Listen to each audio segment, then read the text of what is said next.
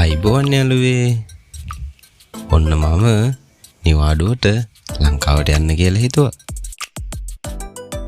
ඉතින් මං ඔයාලට වීඩියෝ ටිකක් ගේන්න හිතුවා. මෙහි ඉඳන් ලංකාවට යන දවස් ඉඳන් ආපහු මෙහෙට එනකන් මම මොනවද කරේ කියලා ඔයාලත් එක්ක ෂෙයා කරගන්න. ඉතින් ඒකේ පළවෙනි වීඩියෝ එක තමයි අද මම මේ අරන් එන්නේ. අද මම මේ වීඩියෝ එකකින් ඔයාලත් එක්ක ෂෙයා කරගන්නේ කොහොමද ෆ්ලයිට් ටිකට් බුක් කරගත්තේ කියලා සහ මගේ මේ ගමනේ ආරම්භය ගැන. ඉතින් වීඩියෝ එකත් එක්ක එකතු වෙලා ඉන්න. අද ජූනි 2 වෙනිදා. ඉතින් අද රෑ 9:15ට තමයි මගේ ෆ්ලයිට් එක තියෙන්නේ. ගෙනියන්න ගොඩක් දේවල් නැති හින්දා ෆ්ලයිට් ටිකට් බුක් කරනකොට බජට් ෆ්ලයිට් එක බුක් කරගන්න තමයි මම කල්පනා කරේ. මම ෆ්ලයිට් ටිකට් බුක් කරගන්න මම පාවිච්චි කරා trip.com කියන වෙබ්සයිට් එක. ඉතින් මගේ නිවාඩුව ඇප්රූවල් වෙන්න ටිකක් පරක් වුණ හින්දා මට කලින් ටිකට් බුක් කරගන්න බැරි වුණා. මම ටිකට් බුක් කරගත්තේ මැයි 23 වෙනිදා. ඉතින් මෙන්න මේ වගේ බජට් එයාලයින් වල ටිකට් බුක් කරනකොට අපිට චෙක් ඉන් ලගේජ් එක හම්බ වෙන්නේ නැහැ. ඉතින් අපි ඒක වෙනම ඇඩ් කරගන්න ඕන. ඉතින් මම ඇඩ් කරගත්තේ මට ගොඩක් දේවල් ගෙනියන්න නැති නිසා කිලෝ 20ක ලගේජ් එක. ඉතින් trip.com වගේ platform වලින් අපි ටිකට් බුක් කරනකොට එයාලා අපිට ටිකට් ඉෂු වුණා කියලා සමහර විට එදාම හෝ පහවදාට අපිට මැසේජ් එකක් එනවා. මට ආපු මැසේජ් එක තමයි මෙන්න මේක.